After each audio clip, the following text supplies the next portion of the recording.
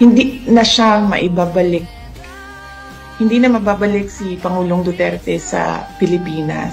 So what we should do as a country is move on from what happened. No?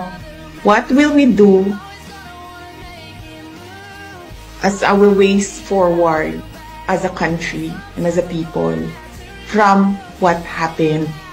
Magalit man tayo, walang papupuntahan yung galit natin.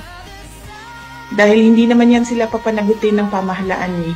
Nakikita nyo yung mga sagot nila, wala na sa ayos, wala na sa rason, wala na sa common sense, wala na sa batas. Pero walang magagawa laban sa kanila. Alam mo, tinanong na rin ako kanina, di ba, how am I? Sabi ko, kanina wala akong nararamdaman. Sa totoo lang, wala talaga akong nararamdaman. Hindi ako galit, hindi ako disappointed. Nothing at all. Kasi pointless naman na